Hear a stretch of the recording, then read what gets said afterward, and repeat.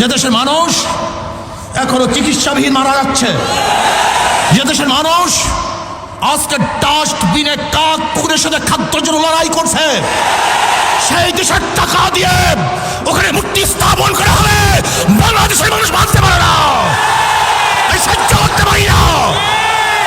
এদেশ কার বাবার দেশ নয়, এদেশ কার দাদার দেশ নয়। আমাদের টাকা দিয়ে মূর্তি স্থাপন করতে দেওয়া হবে না। আন্দোলন করবো, সংগ্রাম করবো, জিহাদ করবো, লড়াই করবো।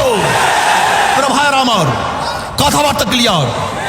যদি আপনি মূর্তি স্থাপন করতে চান, মূর্তি স্থাপনের জায়গা আছে, মন্দির, সেখানে মূর্তি স্থাপন করেন, 1000 মূর্তি স্থাপন করেন। কিন্তু বাংলাদেশের 92% মুসলমানদের ভূমিতে কোনো মূর্তি চলবে না, চলতে হবে না। রক্ত দিতে চাই না, যদি দেয়া শুরু করি বন্ধ করব না। রক্ত দিতে চাই না, দেয়া শুরু করলে রক্ত বন্ধ হয় না। মুসলমানের রক্ত কেউ বন্ধ করতে পারে নাই। আমরা সেই খালিদ বিন ওয়ালিদের উত্তরসূরি, আমরা আবু বকরের উত্তরসূরি, আমরা ওমরের উত্তরসূরি, আমরা আলীর উত্তরসূরি, আমরা বদরের হাতিয়ার, আমরা খান্দকের হাতিয়ার, আমরা উহুদের হাতিয়ার। আমরা জাগ্রত হলে আবু জাহেলকে গোটা দুনিয়া থেকে বিদায় না দেওয়া পর্যন্ত মাঠ ছাড়ার প্লেয়ার আমরা নই। তারা ভাইয়েরা আমার, কথাবার্তা ক্লিয়ার। আমি প্রশাসনকে অনুরোধ করব, রক্ত দিতে চাই না, মারামারি করতে চাই না, বিচ্ছেদ করতে চাই না, বিভেদ করতে চাই না। শুধু চাই শেখ সাহেবের রুহের মাগফিরাতের জন্য এমন এক ব্যবস্থা করা হোক, সুন্দর একটা কাজ করা হোক, কিয়ামত পর্যন্ত মানুষ তার জন্য দোয়া করবে।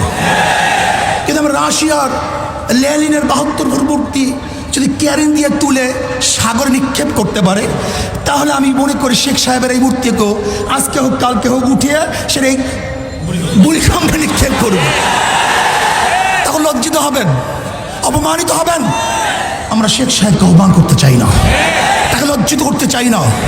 তার মাথার মধ্যে পাখিতে কাকে পায়খানা করবে তা আমরা দেখতে চাই না। কোন জায়গায় মূর্তি স্থাপন করতে চান?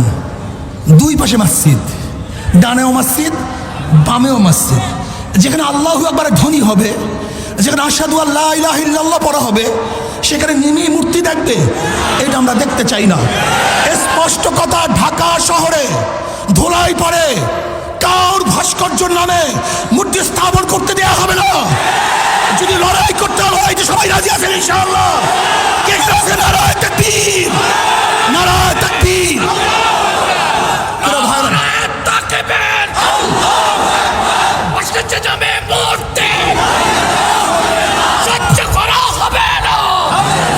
যদি আপনি বন্ধ করেন, কোনো কর্মসূচি থাকবে না। এই পর্যন্ত আমাদের কর্মসূচি। আপনার কাজের উপরে ভবিষ্যৎ কর্মসূচি নির্বাচন করবে, নির্ধারিত হবে। যদি মূর্তি স্থাপন করার চেষ্টা করেন, এমন ঢেউ দেওয়া হবে। এইটা তো মাত্র 1 নম্বর সিগন্যাল, 2 নম্বর বাকি হয়ে গেছে, 10 নম্বর বাকি।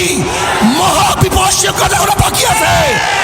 এমন টর্নেডো সৃষ্টি হবে, ব্যাংকে তছনছ হয়ে যাবে ইনশাআল্লাহ।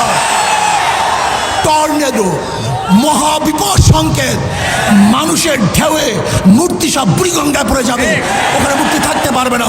কাজে আল্লাহ পাক আমাকে এবং আমাদের সবাইকে এই মূর্তি বিরোধী আন্দোলনে অংশগ্রহণ করার তৌফিক দান করুন। ভবিষ্যতে যখন ডাক দেওয়া হবে, সবাই রাজি আছেন ইনশাআল্লাহ?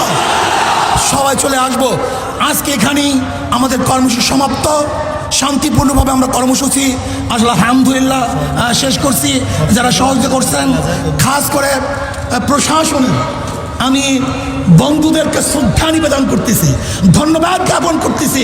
আপনারা ভালো কাজে এইভাবে সহযোগিতা করবেন, আমরাও ভালো কাজে আপনাদের পাশে থাকবো। আল্লাহুম্মা